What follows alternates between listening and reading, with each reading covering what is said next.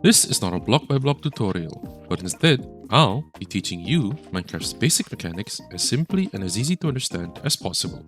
Today, we'll be going over slime farming. Slimes can only spawn either on slime chunks or the swamp biome, both swamp biomes. But what is a slime chunk? A slime chunk is a random chunk in your Minecraft world that can spawn slimes outside of the swamp biome. But each of these spawning areas have their own spawn conditions. If you decide to make your farm in the swamp biome, slimes can only spawn from Y69 down to Y51. The light level of the spawning platform needs to be 7 or below. Slimes that spawn on swamps are also affected by the moon cycle. Specifically, its spawn rate is affected. A full moon boosts slime spawn rates by 200% and an eclipse reduces the spawn rates by 100%, so no slimes will spawn. Any other moon states in between boost spawn rates respectively. Slimes that spawn on slime chunks, however, only spawns at Y40 or below, and there's no light level requirement, meaning slimes can spawn on any light level. Unfortunately, there's no easy way to find a slime chunk in-game. The only way to do it without external help is to pay attention whether slimes are spawning or not. If you see a slime during your caving runs, mark the area and that might be a slime chunk.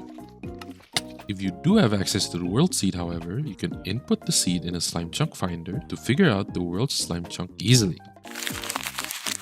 Slimes that spawn on both swamps and slime chunks need a 3x3 area of solid blocks with 3 air blocks above it. This 3x3 area is large enough to spawn the big slimes, so that area should be the minimum of your farm.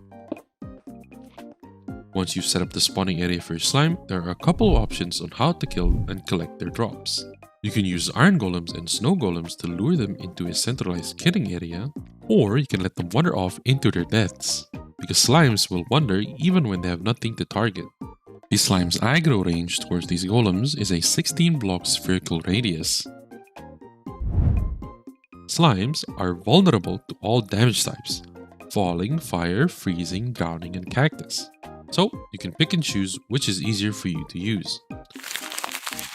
Some of these slime spawning and aggro mechanics also apply to its nether cousin, the magma cube.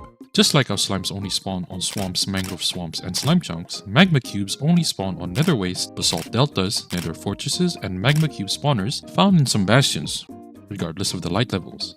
Magma cubes are vulnerable to drowning, freezing, and cactus. Magma cube, however, are immune to fire and fall damage. Unlike the slimes, magma cubes aggros only to the player and iron golems. Snow golems does not aggro the magma cube. Magma cubes can also be used to farm froglights. If a tiny magma cube is consumed by a frog, it will drop froglights instead of magma cream. The color of the froglights depends on the type of frog that eats the magma cube. A cold or green frog will drop the green froglight, the warm or white frog will drop the yellow froglight, and the temperate or orange frogs will drop the purple froglights. Slimes cannot be consumed by frogs to drop froglights.